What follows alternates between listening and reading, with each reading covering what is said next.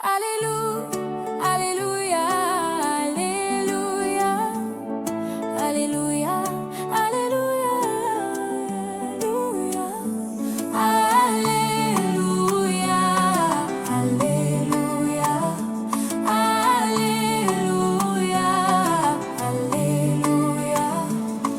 Alléluia, Alléluia, Alléluia, Alléluia,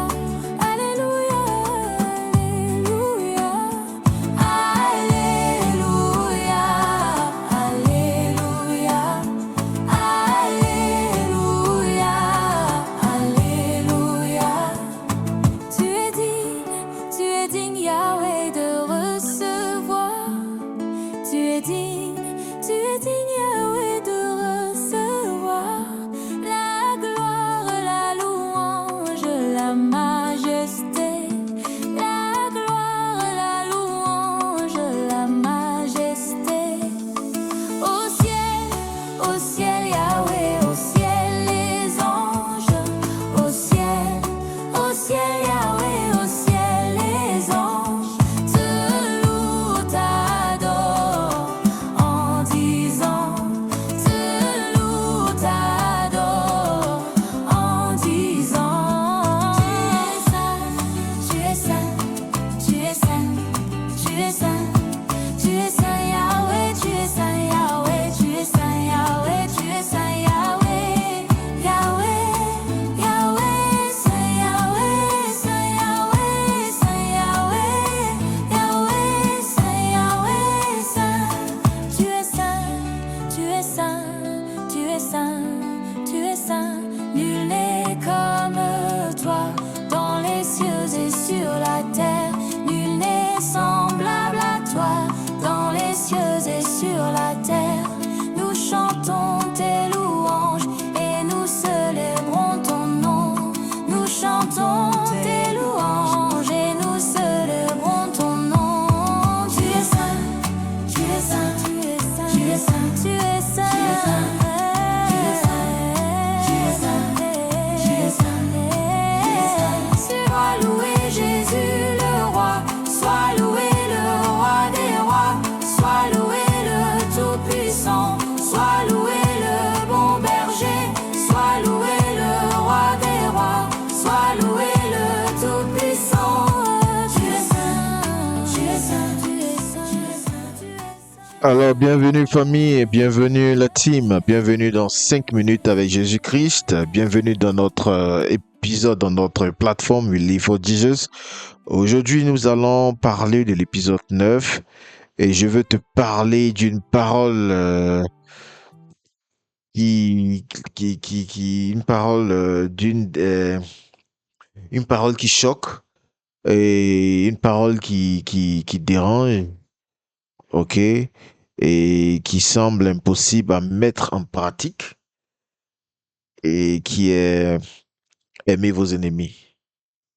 Donc nous allons discuter, essayer de comprendre le sens, le vrai sens de cette phrase que le Seigneur Jésus nous a demandé de faire, qui est aimer vos ennemis. Ok? À première lecture, beaucoup de gens disent mais Jésus c'est trop, c'est euh, euh, comment je peux aimer celui qui m'a trahi, celui qui m'a volé, celui qui a abusé de moi, celui qui a détruit ma famille, et tu me demandes de faire semblant que tout va bien. D'autres, au contraire, utilisent ce verset comme une chaîne pour empêcher les victimes de chercher justice. Donc, ils te disent, le Seigneur a dit, aime tes ennemis, donc pourquoi tu veux te venger, pourquoi tu veux te juger? Alors, donc, ne porte pas plainte, parce que si tu portes plainte, c'est comme si tu t'es vengé. Donc, faut aimer tes ennemis. Donc, reste dans la relation abusive. Ou bien, aime tes ennemis. Donc, continue à te taire. Voilà comment les gens pensent. À gauche, on a ceux qui disent, euh, c'est difficile. On ne peut pas faire semblant. Et à droite, on a ceux qui utilisent ça pour couvrir leur méchanceté. Ah, mais tu veux te venger, mais le Seigneur a dit d'aimer tes ennemis. Mais je vais vous dire aujourd'hui que les deux extrêmes sont faux. Et aujourd'hui, on va remettre la vérité au milieu du village. Parce que aimer ses ennemis, selon Jésus, ce n'est pas accepter le mal, ce n'est pas aussi ignorer la justice, ce n'est pas de faire semblant, ce n'est pas même de devenir toi-même la victime éternelle, et ce n'est pas permettre à quelqu'un de continuer à te détruire. Donc, si ce n'est pas tout ça, c'est quoi alors? C'est quoi? Qu'est-ce qui est le vrai problème? Et alors, je vais vous dire que le vrai problème, on va, on va le découvrir ensemble avec la parole de Dieu comme ce lumière.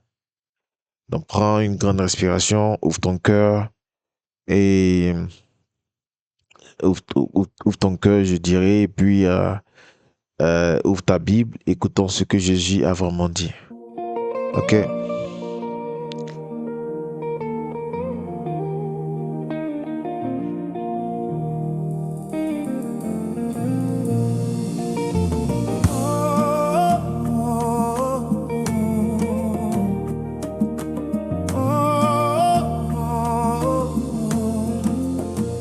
J'ai voulu marcher seul sur ma route, suivre les chemins que mon cœur voulait. Tout semblait beau, tout semblait facile, mais mon âme se perdait. Une voix douce parlait en silence au fond de mon cœur fatigué, mais je courais vers. Alors, on va prendre un moment pour lire ce texte. Ok? Écoutons attentivement ce que ce texte dit dans Matthieu chapitre 5, versets 43 à 45. Nous lisons ensemble. Vous avez appris qu'il a été dit, tu aimeras ton prochain et tu haïras ton ennemi. Mais moi je vous dis, aimez vos ennemis, bénissez ceux qui vous maudissent, faites du bien à ceux qui vous haïssent et priez pour ceux qui vous maltraitent et qui vous persécutent, afin que vous soyez fils de votre Père qui est dans les cieux. Car il fait lever son soleil sur les méchants et sur les bons, et il fait pleuvoir sur les justes et les injustes. Amen. Alors, nous allons méditer cette parole ensemble. Et je vais vous demander même de méditer un instant, juste un petit moment, pour comprendre réellement ce que le sens, qu'est-ce que ça veut dire. Donc, on va méditer juste pour quelques secondes. Ok? Qui nous laisse toujours brisés. Mais Dieu est une rivière éternelle où nos cœurs peuvent se reposer. Oh, quand sa lumière entre dans ta vie, la paix remplit ton intérieur et les ombres qui t'entouraient disparaissent devant sa splendeur. Certains disent Dieu ne parle. Alors, retiens une phrase pour aujourd'hui. Aimez vos ennemis. Et garde cette question, qu'est-ce que Jésus a vraiment voulu dire? Ok? Mais nous allons voir ça dans nos premiers points.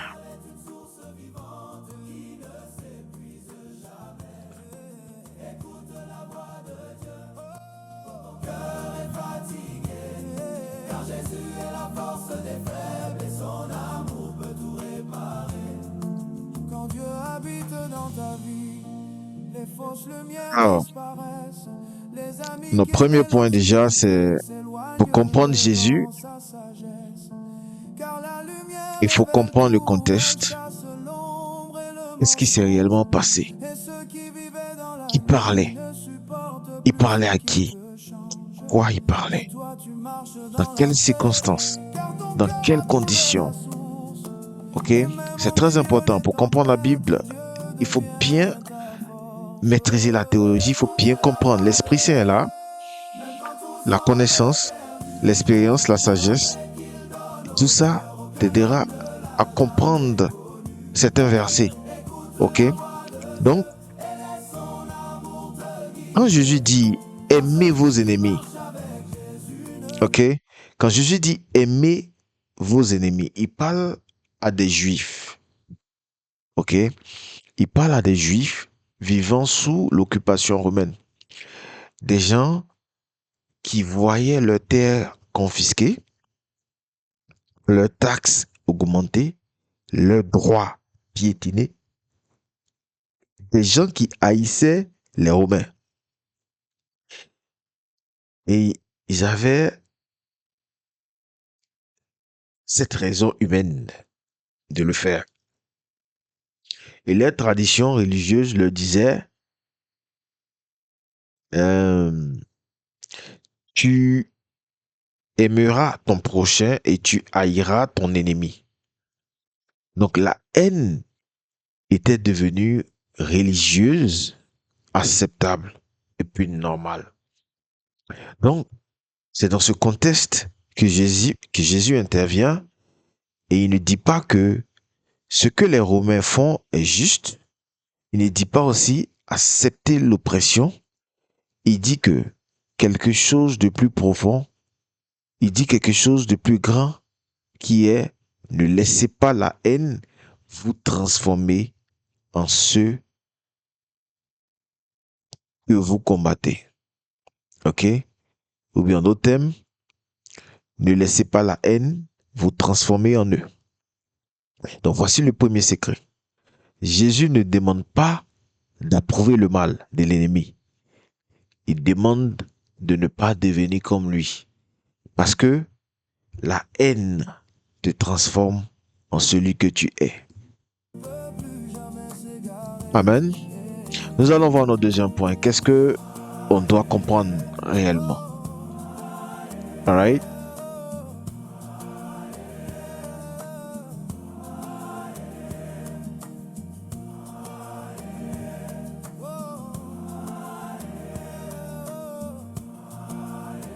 Alors, notre deuxième point, il y a un malentendu que, déjà même un grand malentendu qu'on doit cesser à clarifier. Beaucoup pensent que aimer un ennemi signifie dire que ce qu'il fait est acceptable. C'est faux. C'est pas juste et c'est pas vrai. L'amour selon la Bible ne nie pas la vérité. Écoutons ce que dit la parole de Dieu dans 1 Corinthiens chapitre 13 verset 6. On lit ensemble. Elle ne se réjouit point de l'injustice, mais elle se réjouit de la vérité. Amen. Donc l'amour véritable ne ferme jamais les yeux sur le mal. Il ne dit pas tout va bien. Il dit ce que tu as fait est mal. Mais en tant que personne, je refuse de te haïr. Est-ce que vous voyez un peu le malentendu que on va comprendre, on essaie de maîtriser aujourd'hui? Il faut reconnaître ce qui se passe. Il faut clarifier le bien et le mal. Il faut dire. Mais en même temps, en tant que personne, je refuse de te haïr. Dieu lui-même, Dieu lui-même ne ferme jamais les yeux sur le mal. Il ne dit pas tout va bien. Il dit, euh, ce que tu as fait, ça dit que il aime, ça dit pour lui, Dieu, il a, Dieu lui-même fonctionne ainsi. Il aime le pécheur. On est d'accord, hein? Dieu, il aime le pécheur, mais il déteste le péché. Ok? Euh, il a aimé l'humanité au point de mourir pour elle, mais il a condamné le mal avec force. Donc, retiens cette vérité, chers frères. mes sœurs, aimer ton ennemi ne veut pas dire que tu approuves ses actes. Tu peux nommer le mal ce qu'il est et en même temps refuser de laisser la haine dévorer ton cœur. Ok? Mais il y a aussi un autre malentendu très grave que nous devons discuter dans le troisième point. Et ce malentendu très grave, c'est surtout pour les victimes d'abus de confiance, d'abus de tout genre, d'abus de violence conjugale, de manipulation, hein, et euh, voilà, de certains cas très très subtils et graves. Vous voyez? Donc, certains pensent que qu'aimer son ennemi signifie rester dans la relation toxique. Si je l'aime vraiment, je dois rester. Je dois pardonner et continuer. Non, non, ce n'est pas ce que Jésus enseigne. Jésus lui-même s'est échappé plusieurs fois quand on voulait le tuer.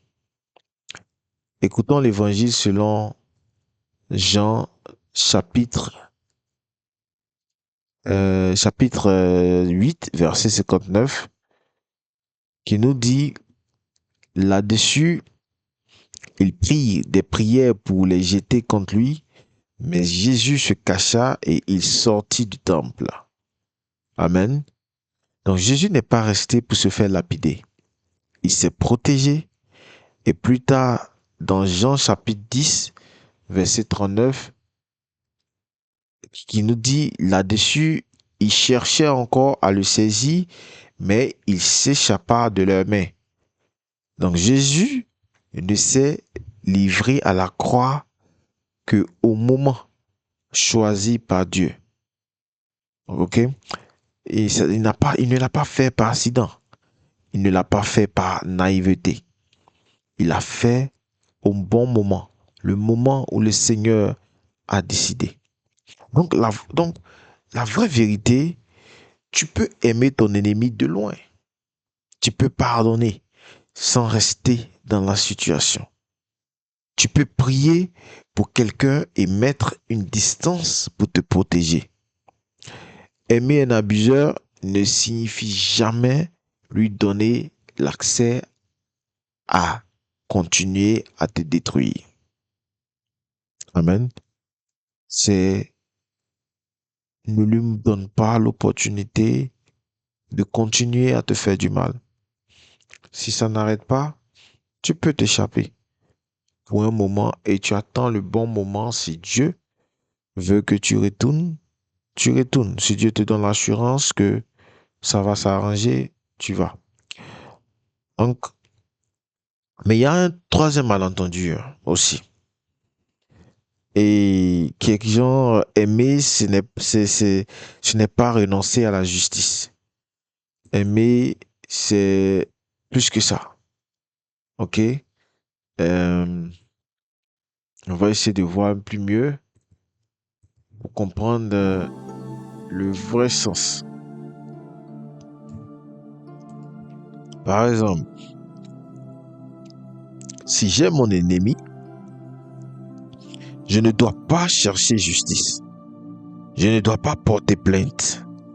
Je dois tout laisser à Dieu. Ça aussi, c'est faux. Et c'est dangereux d'enseigner cela. Ok? Parce que la justice et l'amour ne s'opposent pas. La Bible affirme avec force dans Romains chapitre 13, versets 3 et 4, en parlant des autorités, qui nous dit, ce n'est pas pour une bonne action, c'est pour une mauvaise que les magistrats sont à redouter. Veux-tu ne pas craindre l'autorité? Fais le bien et tu auras son approbation. Le magistrat est serviteur de Dieu pour ton bien. Mais si tu fais le mal, crains, car ce n'est pas en vain qu'il porte l'épée. Étant serviteur de Dieu pour exercer la vengeance et punir celui qui fait le mal. Amen. Donc, on remarque, si tu as lu bien, on remarque que les autorités sont des serviteurs de Dieu pour exercer la justice. Donc, porter plainte, chercher protection juridique, demander réparation, ce n'est pas un manque d'amour.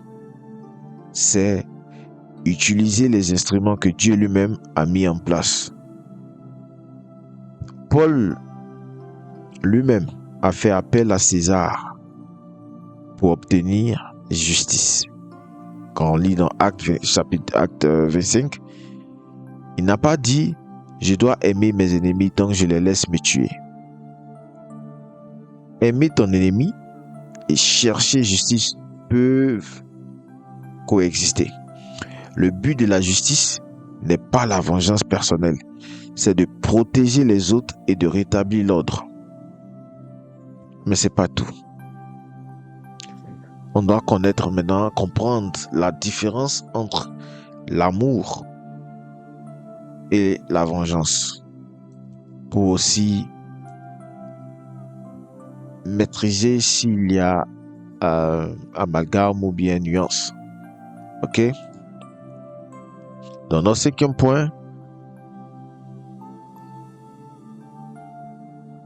on va dire voici maintenant le cœur de ce que Jésus enseigne. Ce qu'il interdit, ce n'est pas la justice, c'est la vengeance personnelle. Mais nous allons lire la parole de Dieu dans Romains chapitre 12, versets 19 à 21 qui nous dit « Ne vous vengez point, vous-même, bien-aimés, mais laissez agir la colère, car il est écrit, à moi la vengeance, à moi la rétribution, dit le Seigneur. Mais si ton ennemi a faim, donne-lui à manger. S'il a soif, donne-lui à boire. Car en agissant ainsi, ce sont des charbons ardents que tu amasseras sur sa tête.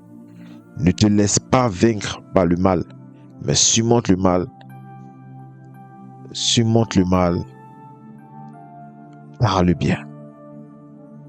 Amen. Tu vois la différence? Dieu ne dit pas le mal qu'on t'a fait n'existe pas. Dieu dit laisse-moi gérer la vengeance. Toi, ne te laisse pas empoisonner par la haine. Et si tu remarques, il y a une raison profonde à cela. La vengeance personnelle te détruit toi. Ça ne détruit pas l'ennemi. Tu portes la haine partout. Tu ne dors plus. Tu ne penses qu'à lui. Ou bien à elle. Tu deviens son prisonnier émotionnel. Pendant que lui dort tranquillement ou elle dort tranquillement, toi tu souffres. Toi tu pleures. Tu as mal. Tu cogites. Tu penses. Tu as des idées noires. Et ça te fait souffrir. C'est pour cela que le Seigneur demande de laisser la vengeance. Oublie. Pardonne. Ne pense pas à ça et laisse lui faire le travail. Ok?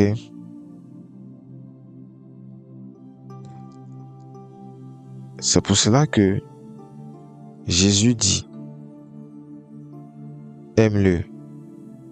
C'est pas pour son bien à lui d'abord. Hein. C'est pas pour son bien. Mais c'est pour ton bien à toi. Pour te libérer de la chaîne de la haine, tu es obligé de l'aimer. Et ça va te donner une force et tu seras plus grand. Amen. Mais il y a un 6e point. on doit connaître la logique du Père Céleste derrière tout ça. Pourquoi il pense comme ça? Parce que c'est que c'est compliqué. Oui. Il pense comme ça. Donc, notre 6e point, nous allons... on va essayer de bien maîtriser le vrai sens. Ok?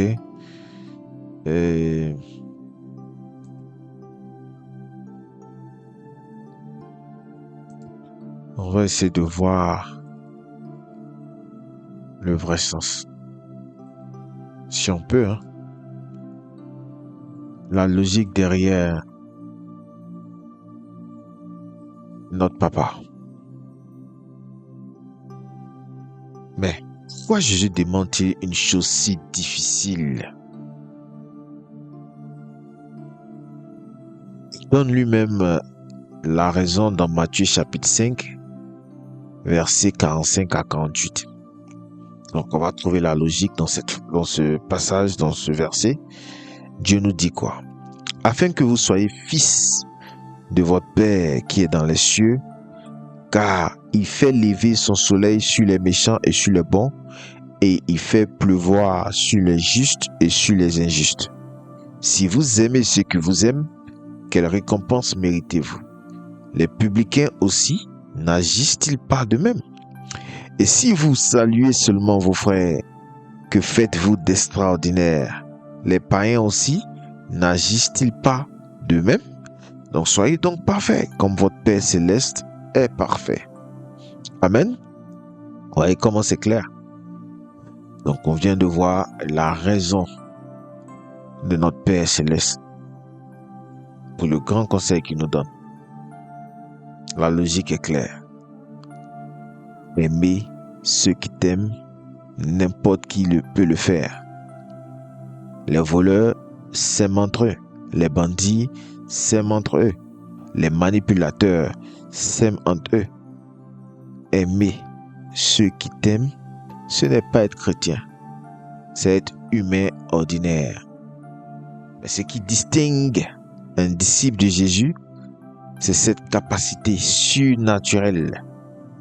Je répète, surnaturelle, d'aimer même celui qui ne le mérite pas. Et ça, parce que Dieu nous a aimés alors que nous étions ses ennemis.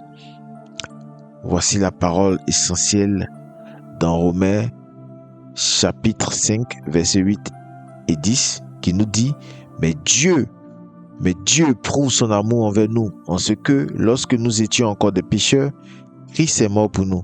Car si, lorsque nous étions ennemis, nous avons été réconciliés avec Dieu par la mort de son Fils, à plus forte raison, étant réconciliés, serons-nous sauvés par sa vie. Donc nous étions ses ennemis. Ok? Nous étions ses ennemis. Et pourtant, il a donné sa vie pour nous. C'est l'amour radical que Jésus nous demande d'imiter. C'est pas facile. Mais il faut aussi aller encore en profondeur pour demander, mais comment aimer concrètement son ennemi? Comment on peut faire ça? Parce que c'est pas aussi simple, hein? Ou bien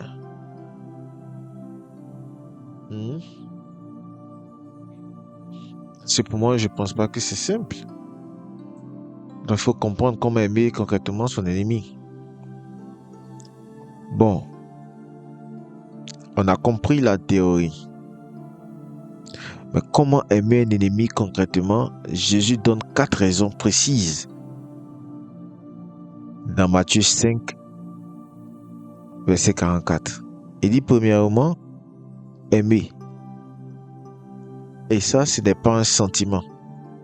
C'est une décision.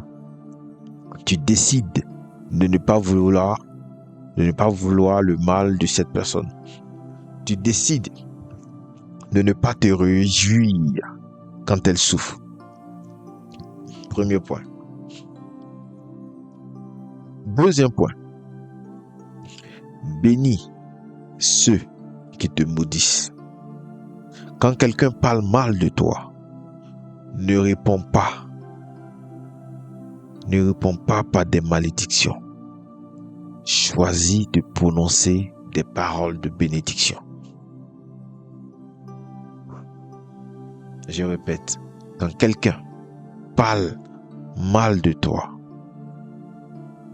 ok, choisis de prononcer des paroles de bénédiction sur sa vie. Tu peux dire que Dieu lui ouvre les yeux, que Dieu le change. Troisième point,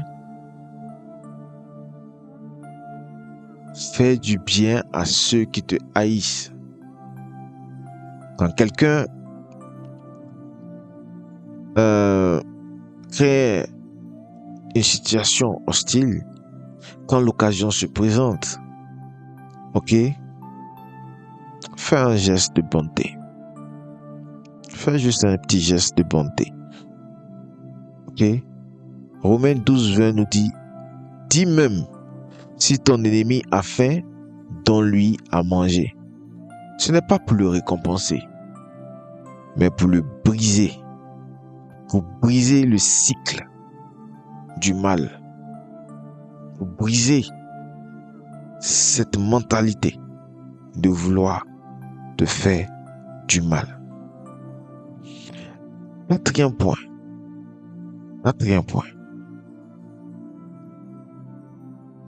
Le Seigneur nous demande de prier. Prions. Prie pour ceux qui te persécutent. Et c'est peut-être le plus puissant. La prière change ton cœur. La prière change ton cœur d'abord. Quand tu pries sincèrement pour quelqu'un, tu ne peux plus le haïr de la même manière. Donc, voici le principe.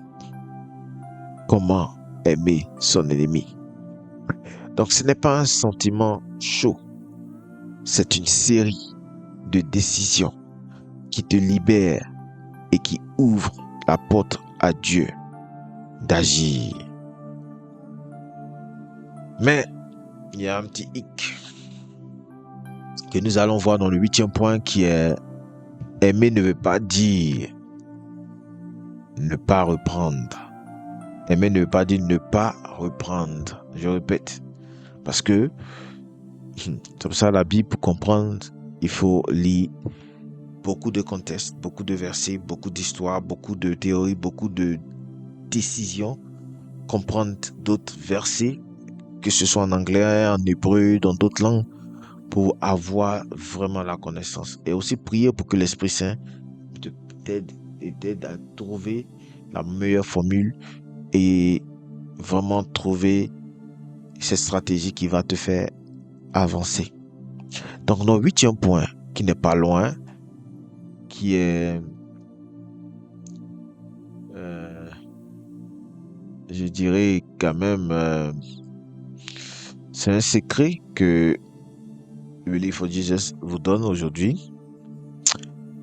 Et c'est un point que beaucoup de chrétiens manquent. Hein? Aimer quelqu'un, ce n'est pas se taire. Voilà, ce n'est pas se taire quand il fait le mal. La Bible nous enseigne que le vrai amour reprend. Considérons maintenant ce passage biblique dans Proverbes chapitre 27, versets 5 et 6 qui nous dit « Mieux vaut une réprimande ouverte qu'une amitié cachée. Les blessures d'un ami prouvent sa fidélité, mais les baisers d'un ennemi sont trompeurs. » Je répète, je relis. Mieux vaut une réprimande ouverte qu'une amitié cachée. Les blessures d'un ami prouvent sa fidélité, mais les baisers d'un ennemi sont trompeurs. Et dans Lévitique chapitre 19 verset 17, un verset trop souvent oublié que nous allons lire. Tu ne haïras point ton frère dans ton cœur. Tu auras soin de reprendre ton prochain. Mais tu ne chargeras point d'un péché à cause de lui. Tu vois? Reprendre quelqu'un avec amour, c'est une forme d'amour. Le silence devant le mal n'est pas de l'amour. C'est de la complicité ou de la lâcheté. Donc, aimer ton ennemi peut inclure de lui dire: ce que tu as fait est mal. Je te pardonne, mais je ne ferai pas semblant que c'était acceptable.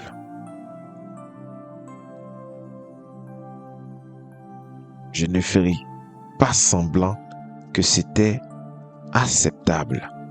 C'est cela l'amour mature. Voilà comment on vit entre chrétiens. Amen. Mais il y a un témoignage que nous devons lire qui va nous faire comprendre la grande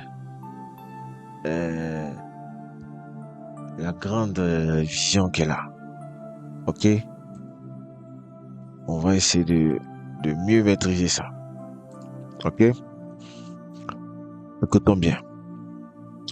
Aimer ses ennemis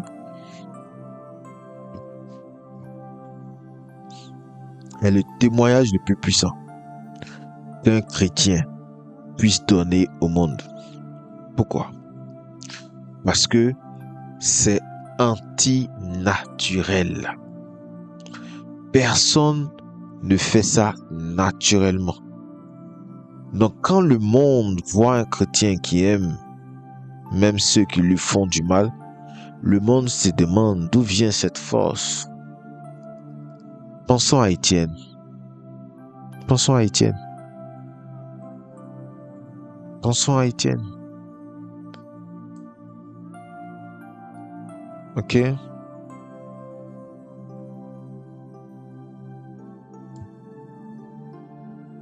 Pensons à Étienne. Qu'est-ce que Étienne a vu?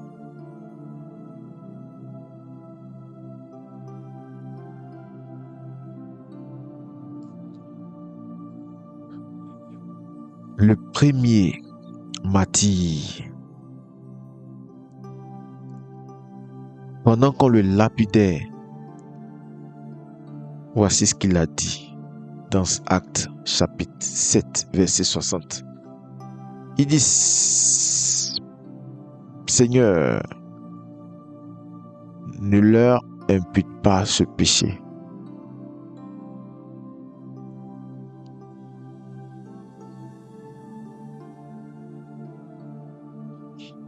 Si je veux lire tout, il a dit: puis s'étant mis à genoux, il s'écria d'une voix forte: Seigneur, ne leur impute pas ce péché.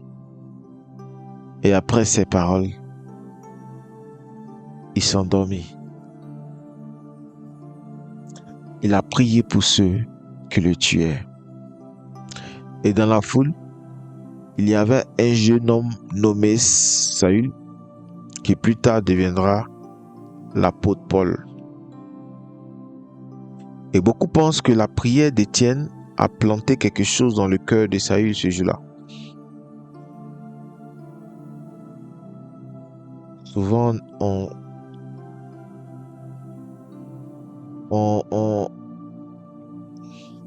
qu'est-ce que je veux dire? Le mot ne vient pas. On néglige la prière. On ne sait pas ce qu'une prière peut apporter. Dans la foule, il y avait Saül qui était là. Saül qui était dans cette foule, qui est aujourd'hui l'apôtre Paul, l'un des apôtres, qui a écrit le Nouveau Testament. Pense à Jésus lui-même, sur la croix. Dans Luc chapitre 23, verset 34, Jésus dit, Père, pardonne-leur, car ils ne savent pas ce qu'ils font. Au moment le plus injuste, le plus douloureux de sa vie, Jésus a aimé ses ennemis et c'est ce qui a converti des millions de personnes pendant 2000 ans. Ton amour pour ton ennemi peut être la prière qui change sa vie. Ton amour pour ton ennemi peut être la prière qui change sa vie. Tu ne sais jamais ce que Dieu fera avec ça. Maintenant, si l'ennemi est dans ta propre maison, qu'est-ce qu'on fait? On va voir. On va voir le point le plus délicat. On va voir le point parce que c'est important. Que faire quand l'ennemi, c'est ton mari, c'est ton frère, c'est ta femme, c'est ta mère, c'est ta soeur, c'est un ami qui est venu rester chez toi, c'est un cousin. C'est lui qui te fait du mal, vit avec toi ou autour de toi. La Bible nous enseigne quelque chose aussi grand. Quelque chose de vérité équilibrée. Et le premier point, c'est tu n'es pas obligé de tout supporter. Dans les cas de violence physique, d'abus ou de danger réel, se mettre à l'abri n'est pas un manque de foi. C'est de la sagesse. Proverbe 22:3 dit, l'homme prudent voit le mal et se cache, mais les simples avancent et sont punis. Amen. Et le deuxième point, cherche du soutien.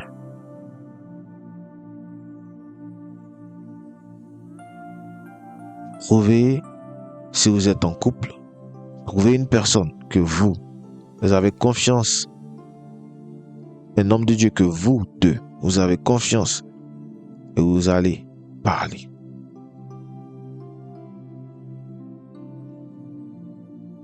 Tu peux parler à un pasteur, à un prêtre, à un homme de Dieu, à un conseiller, un mentor, un avocat si nécessaire. La Bible ne dit jamais de souffrir seul.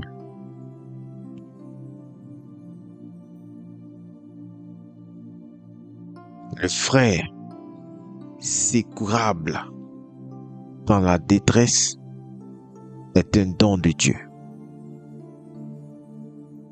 Proverbe 17:17. Proverbe 18:24 dans certaines versions.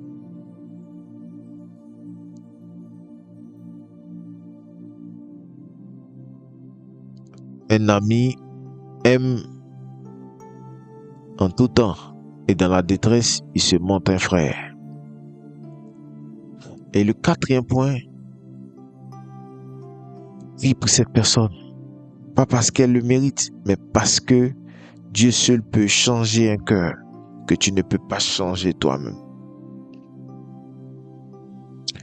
Aimer son ennemi dans sa propre maison, c'est garder son cœur libre de haine, tout en se protégeant sagement, tout en cherchant justice si nécessaire, et tout en remettant la transformation entre les mains de Dieu.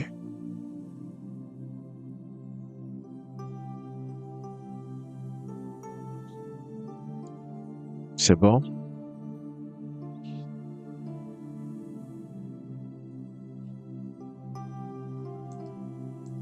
Est-ce que c'est bien, c'est compris?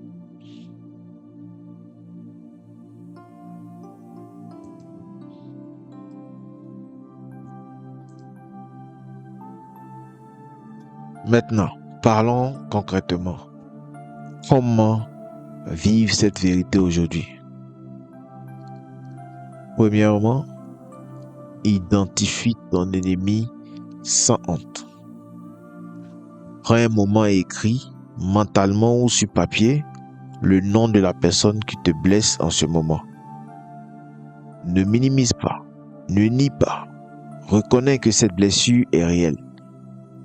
L'amour, selon Jésus, commence par la vérité. Deuxièmement, choisis une seule action cette semaine. Tu n'as pas à tout faire d'un coup. Choisis une seule des 4 actions de Jésus. Aimer.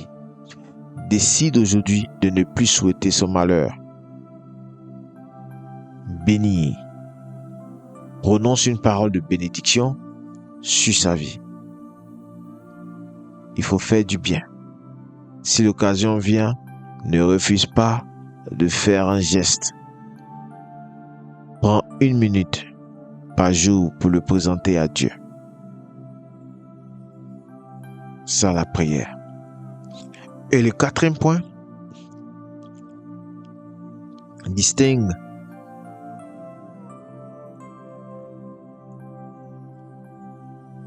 l'amour. Non, c'est le 3e point, distingue l'amour et la naïveté. Ok?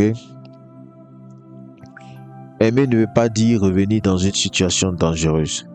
Si tu as été abusé, manipulé ou trahi gravement, tu peux aimer de loin.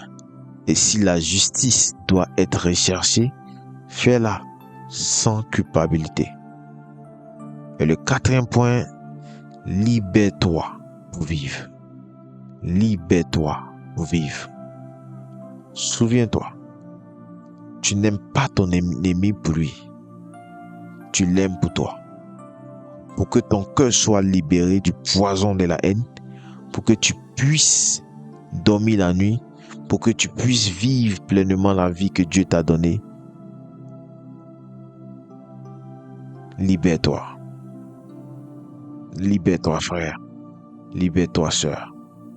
Libère-toi, famille.